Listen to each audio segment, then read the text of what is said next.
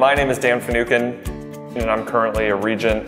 I love folk music, blues music, and I love singing and playing with other people.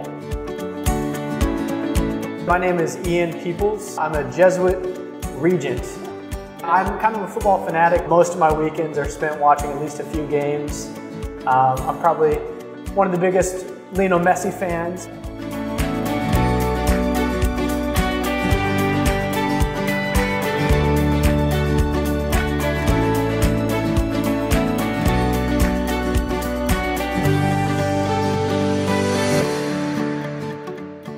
Hello and welcome back to MagisTalk. I'm your host Ian Peoples, and I'm joined by my Jesuit brother and co-host Daniel Finucane. Thank you, Ian Peoples. And we are joined by our guest today, Miss Yvette Holland, who we're very happy to have on our show. Miss Yvette has been an instructor at St. John's College Junior College for over 3 decades and has taught many students in that time, including some of her current colleagues, so as she's very proud to admit, and has taught literature as well as currently is teaching ethics. But in addition to teaching, Miss Yvette is also a writer and is a published writer at that of poetry and fiction, which we'll hear a little bit about later on in our episode. So Miss Yvette, thank you for being on our show. My pleasure. Wonderful to have you. And thank you. What's been your favorite episode of MagisTalk so far?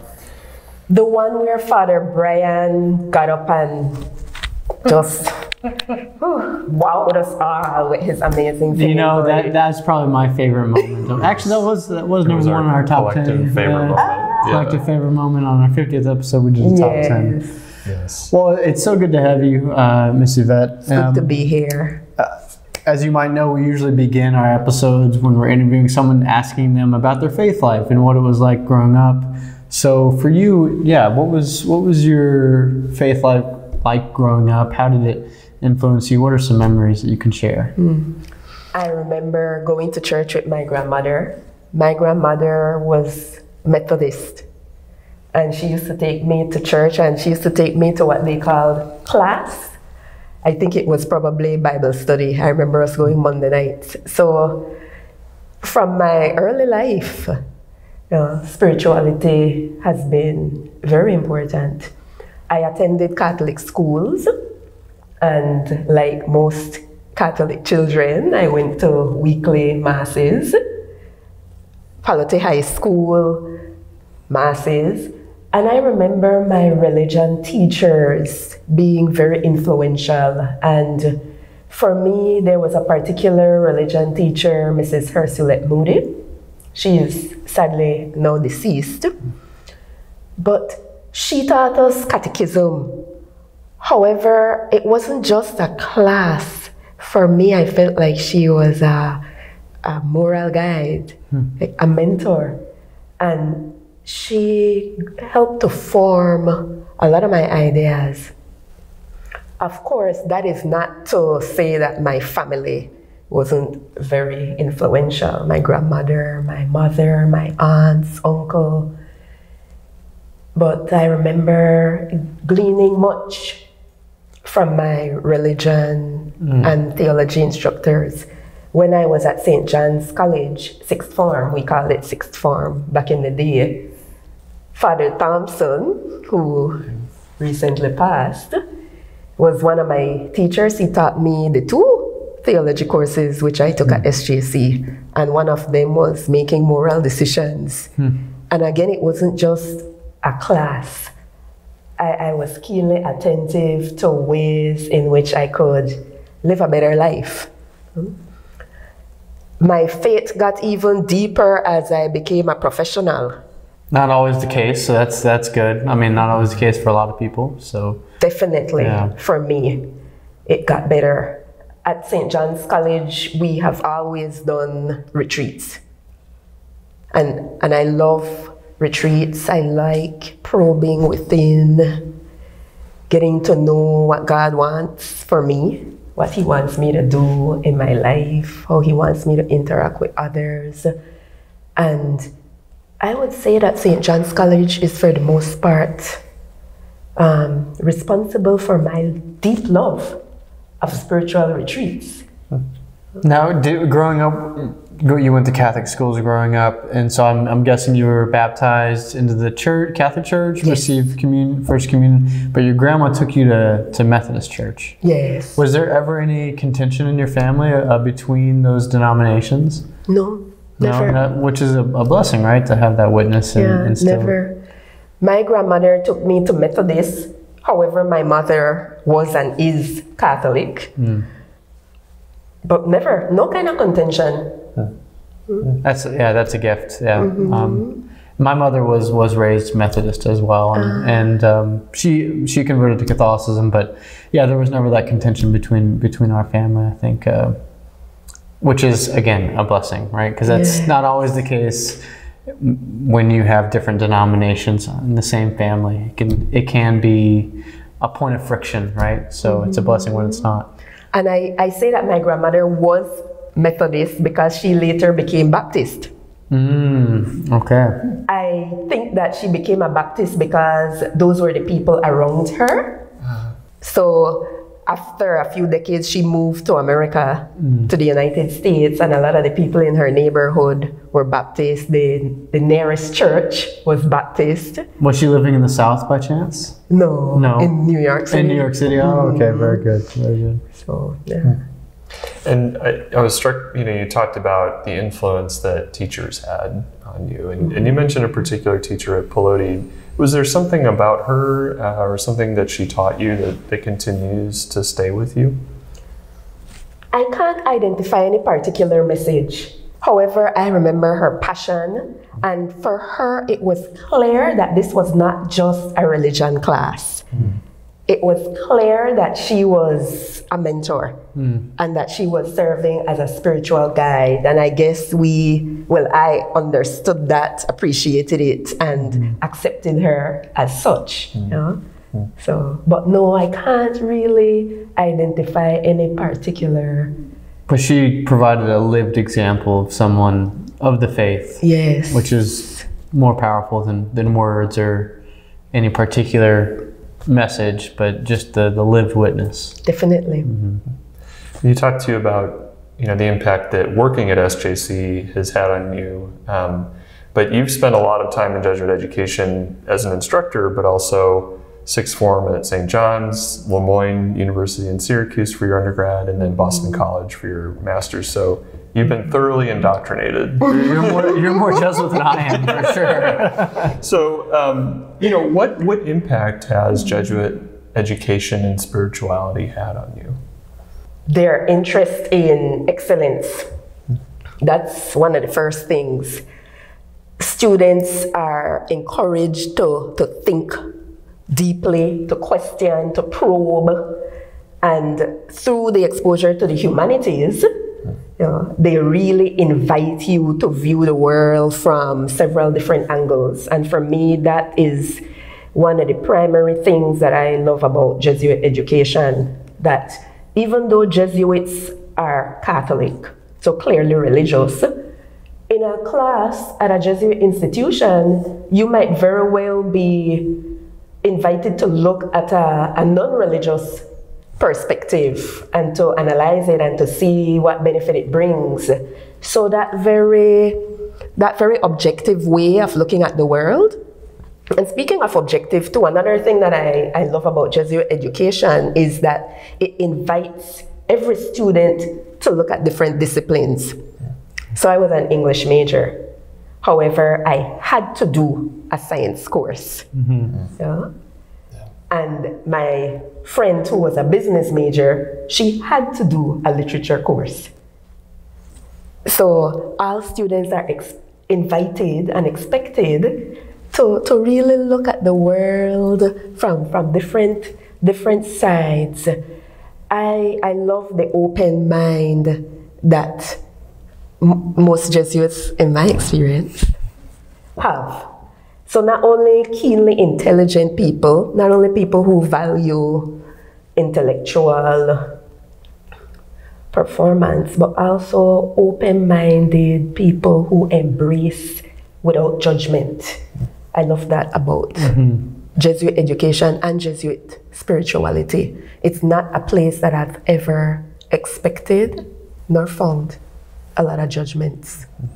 Yeah, I mean, Ignatius, he was right around the time of the Renaissance, when the humanities, liberal arts, the sort of classical philosophy and education and poetry was coming back was really being emphasized, right? And so he I think took that on in a real way, right? And found the value in it. And so this aspect of Jesuit education that you're pointing out goes all the way back to the very beginning. I think it's always been a part of our charism and our formation as Jesuits to value not just maybe studying theology, right, but bringing in philosophy, of course, and bringing in the arts, right, all of these things, and the sciences as well. I mean, again, all the way back to the beginning.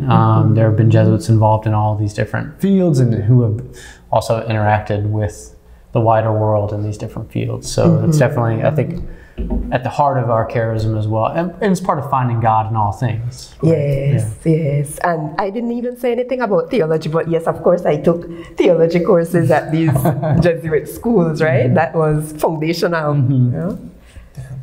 And I'm reminded too, like what you said, that there are times where part of exploring a topic deeply is looking at a non-religious, perspective. And one of the best Jesuit teachers, I never had him for class, but I was his colleague for a year. His name's Jim Burshek. He's a high school teacher. He's been a high school teacher his entire Jesuit life for 40, 50 years. And I sat in on one of his classes, and he was talking about Albert Camus and these French existentialists from the early 20th century who are asking these questions that are really poking at kind of pulling the rug out from under religion. And his thing was, you got to know who your dialogue partners are. You got to know what's out in the culture, because it's, even though these writers were 70 years ago, they're still operating in the minds of a lot of people. How do we talk to them and learn from them while also learning about our faith too? And I think that's something that really inspired me, as a student, not a lifelong student, but a teacher too. Like, how do we explore even the things that make us uncomfortable? There's something about that. And when you can humbly but confidently interact with your opposing view, it really shows a confidence in your belief. So I think that attitude that the Jesuits have really convinced students that they firmly believe, because they're so confident that they can even entertain the opposition. Yeah, oftentimes, when strong emotions come into a debate, when it becomes an argument or maybe a verbal fight, there's some fear in there, right? There's some, it triggers something defensive in someone.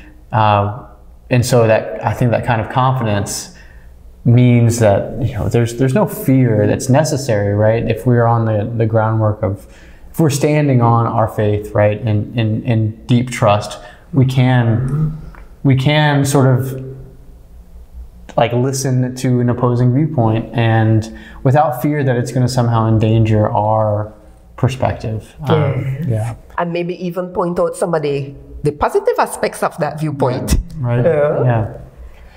And so you've been teaching for 30 years. 31 years. And I think you've kind of already answered this in a way, but just to ask the question more explicitly, why did you go into teaching, and what has kept you a teacher for these 31 years? Ironically, when I was a child, I used to say that I would never be a teacher. Why is that? My mother was a teacher, and I saw all the labor that she endured, and because she was a very disciplined teacher. So Sunday, she spent hours working on those lesson plans. During the week, she had papers to correct, and I thought, nope, nope.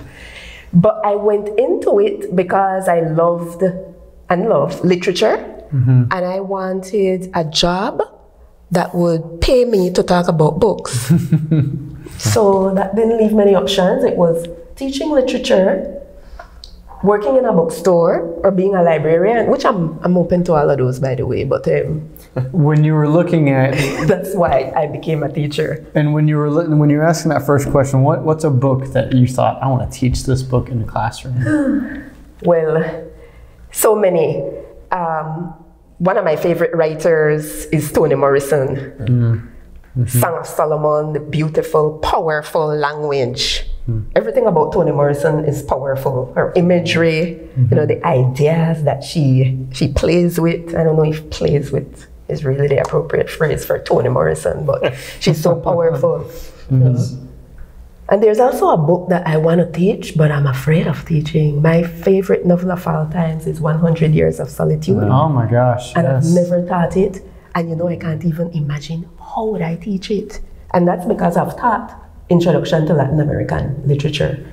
But the way I think about 100 Years of Solitude, I'm like, am I experienced enough to teach this book? Like, I don't want Marcus to roll over in his grave. I think magical realism is kind of difficult in that regard, and that's what this kind of book is. But I think that's a book that if you really help students dive into, I mean, it's not a short book, but it's not terribly long either, and it's super entertaining. It is, and anyone who's grown up, especially maybe in a small town, or in a small sort of village environment, you might say, might be able to identify all the generational aspects of it, of family dynamics and everything. That you should do it. The repetition, and not necessarily positive repetition either, right? Right. Yes. Yeah. Whenever I read that book, and I've reread it, I walk away from it thinking, was this the first time I read this book? Yeah. I feel like each encounter with it is the first encounter. Well, it's kind of like not to spoil the ending, but the ending of the book is the writing of the book itself, right? And so there's this sort of cyclical aspect to it. Yeah, well, you should teach it. You'd have fun with it. Yeah. Little did you know you were going to come on our show and be challenged. Well, maybe zooming out a little bit and kind of given your 31 years at SJC, but also your experience of being a student there too, and knowing many people over the years that have worked at SJC, and seeing just the impact that SJC has on Belize. What impact would you say you've seen SJC and Jesuit Education have on the country? Of course, the obvious, enriching young minds, right? That love of excellence, love of education. SJC also gives people an opportunity to continue important family traditions. That's important to a lot of people. My father went, my grandfather, my mother went. It's also important because it is at its heart, a spiritual institution. So we have literally helped to form the morality of people, the Belizean people. And we have literally inspired Belizeans to be better, to be their best selves. I feel like SJC is at its core a very Belizean institution. There is so much love that has kept that institution going. So many people have poured their lives, literally blood, sweat, and tears, into that institution. Speaking of love, it's the reason why I continued teaching. I went into it for the love of literature, and I stayed in it for the love of the students. Because I feel like that's really how you become a great teacher. By loving your students, wanting the best for them, and giving them a home base. SJC is a home base for so many Belizean intellectuals and for so many Belizean families. And another wonderful thing about SJC too is that it helps people to invest in community. Community service is a big part of education at SJC. But actually, students can't graduate if they have not done several hours of community service. So for some people, it might be the first time that they actually think about serving not just their families, but their neighborhood, their cities. For some people, of course, there are students who come there with that kind of attitude, right? But SJC has helped Belize to be what it is. Well, I love that what you just put in such a great sort of piety way is you know, you started for love of literature, and you continue for love of your students, and I think you really are identifying the core aspect of what it means to be a great teacher is to love your students. And I think if you don't love your students, I mean, every teacher that I've had that I've considered a great teacher, and I don't know if I voiced this before, but it's because I felt that they loved us, that they actually valued us as persons, and were seeking to sort of draw out the best from us. And so that's a great sort of definition of the vocation of teaching, of what it means to be a teacher. So yeah, that's wonderful. Thank you for that. And students intuit it. They feel it. I remember, it's a silly story. A few teachers were talking about this particular young man, and I say, oh, I love that young man, you know, and the teacher spun around and said, yeah, he said you love him. And I said, but how does he know that I love him? I mean, I'm telling you I love him. He knew, but I had never said, oh, I love you. You know? He knew. Well, I think it goes back to what you were saying about the teachers that formed you earlier. It's like, I don't remember what my teachers taught me when I was, like I think one of my favorite teachers from 5th grade, I don't remember anything she taught me, but I remember how she made me feel. And it's a truism, but teachers don't, like, hopefully we don't just teach content, we're teaching people, and so that it's ultimately an interaction, it's an encounter, one that hopefully like is mutual too. Like there's something, I would imagine there's a lot of students that have had an impact on you. Yes, definitely. So it is a wonderful part of teaching, knowing on some level, knowing the different students, having them know you to some degree. That is amazing. I am always interested when I see that students are, honing their character and not just sitting in there to get some information. That makes me invest even more. And I think literature is a great tool to hone character as well, learning from literature. And to that end, what are some recommendations that you have of Belizean authors? So these could be for poetry, for fiction, for nonfiction. For poetry, I would recommend Camila Enriquez, and maybe there's some prejudice there. Why is that? I taught her. Everything she knows? No. Yeah, but she's an excellent poet. She writes short stories too. She's a journalist. She has a YouTube channel. Okay. Yeah, she works out of Jamaica. And for fiction, of course, Zoila Ellis. I love Zoila Ellis's short stories.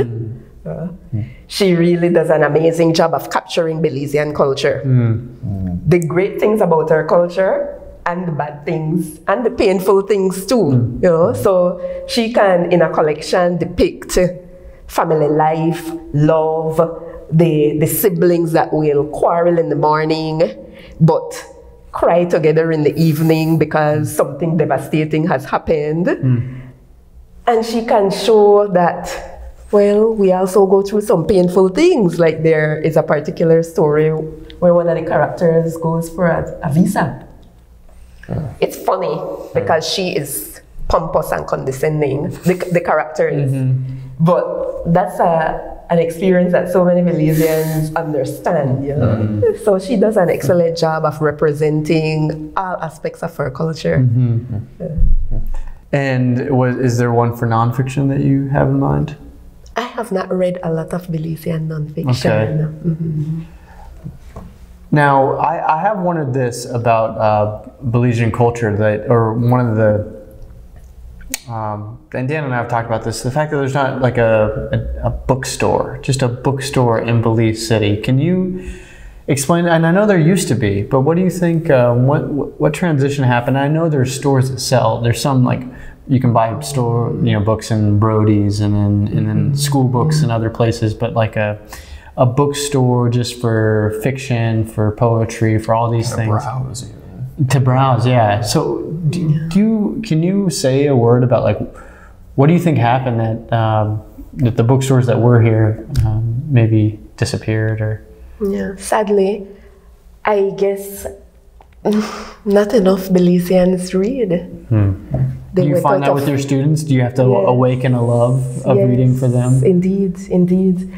They want to glean experiences without really delving into the literary works, some students.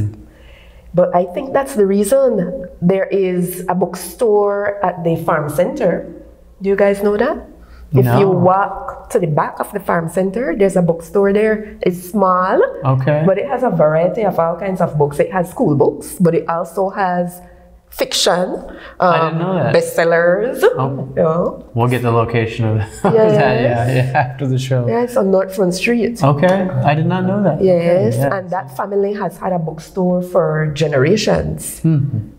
Well, decades, maybe I shouldn't say generations, but decades. It has transformed. It's smaller now, but it still exists. There's also a bookstore on one of the canals, on one of the streets near the canals. Small bookstore too. But yeah, I think sadly, it's because we don't read enough. A lot of people will buy books for their children. There is a bookstore near the Chatham Street Bridge that sells children's books. And a lot of people will invest in books for their children. But that doesn't mean that they will invest in books for themselves. So I'm sure that you can feel when maybe you've helped awaken a love of reading in your students. Have you? I bet that's something to celebrate. Oh yes, yes, I love that. I love that. It's wonderful to sit with former students and discuss our favorite books. And sometimes to have them recommend books to me, or recommend authors that I have never read before. That's an amazing feeling. It really emphasizes that learning is, cyclical. I pour into you, you pour into me, in different ways, but nonetheless, we learn from each other.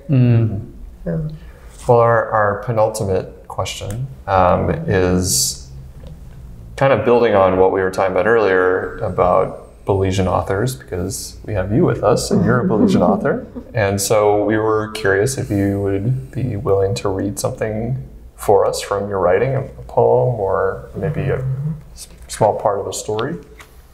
I'll read a poem. This is a poem that I wrote about my mother.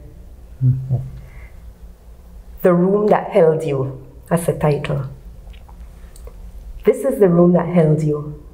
It is dark, because now the light can't work. I place a lamp on the table, a lamp with a stiff knob which needs oil. The cord lies facily over the table and along the tablecloth. There are pieces of dry citrus on the table mat, still there from a rushed meal 24 hours ago, and thin red peanut skins dot the brown carpet below. This is the room that held you, the same room that had this vanilla-scented candle in the center of crystal dishes boasting cranberry sauce or baked plantains, cilantro pork chops or fresh fish fillet, whatever dish the visitor fancied. This is the room, whose white curtains waved as the cool breeze danced through the open window panes, and sunlight passed through and touched our faces. Beautiful. There's so much rich imagery in it. There's so much scent imagery. Yeah. So strong. Yeah. Taste. And, yeah. Beautiful. Thank you. Thank you. And you wrote that after your mother passed away? No, my mom is alive. Your mom is alive. Oh, sorry. And not only that, but your grandmother's alive. Yes, my grandmother is alive. Yeah. My grandmother is 101. Wow. Does she live here and she's in New York as well? Yeah, she's still in New York. Still in New York. Okay, wow. 101. 101, yes. Longevity. Yes. Does it mean a ton thank you for your poem. That was beautiful. Thank you. Thank you. So our ultimate question, this is one we all answer, I think as you know. We didn't come up with this one. This was submitted. You didn't come up with it? A former student of yours submitted this question. Oh, really? Yes. Okay, well, Will you tell me which student? Yes, it's a former guest on our show, actually, Luani Kaitana. So she submitted this for outing her in this one a little bit, but. So the question, you'll answer it first, and then Dan and I will answer. If you could dance to only one song for the rest of your days, which song and why? I think it would be One Moment in Time by Whitney Houston. Just one? Just one. Just one. Okay. One Moment in Time by Whitney Houston. I remember that she had performed that at the Olympics. Okay. And you know what a powerful voice Whitney Houston had, and how she just, whew. And of course, it was a perfect song to inspire the athletes. One moment in time, give me one moment in time, and I'll be all that I can be. So, yes, that. Beautiful. Dan, I need more time to think of my answer, so you need to go ahead.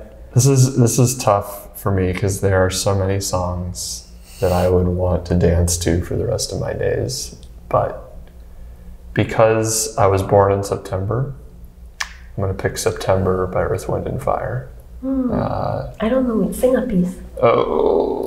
Do you remember? There it is. Oh, yes. Birthday of September. I immediately went to so we'll spare you. But it's so joyful, and Earth, Wind and Fire was around long before I was. But when I was a kid, I remember they did a free show for July 4th or something in St. Louis, and I remember just like being kind of intrigued by this group. They're just in your face R&B and soul and just tons of just energy in their music, and so I can't listen to that song and not move. So Ian, last but not least. So I'm not trying to be pious on y'all, but I can't think of any other answer. And I remember writing an article about the Belizean Mass, like Mass here in Belize at Martin's, and how I couldn't help but dance at our Masses. And one song that I can't help but move to is Our Father who art in heaven, holy, holy, holy be thy name. Our Father who art in heaven, holy be thy name. Thy kingdom come on earth. So if it's for the rest of my days, I guess praying the Our Father wouldn't be a bad choice, because I do. So nice. I love it. I would dance with you. I know. I'm always like, I can't help it. I just start moving, and I have not done that in Masses in the States usually. Like I don't, Masses in the States don't make me feel like I need to move. It's usually very. So I'm not a music buff, so I couldn't think of another song. Awesome choice. Yeah, the Belizean Our Fathers. Well, hopefully you're thinking of a song at home, and maybe you'll put it on as soon as this episode is done and start dancing. We hope that you have fun. Yvette, thank you so much. Thank you, Yvette, for being on our show. For sharing You're welcome. Beautiful poem. Thank you both. Yes. It has been an honor.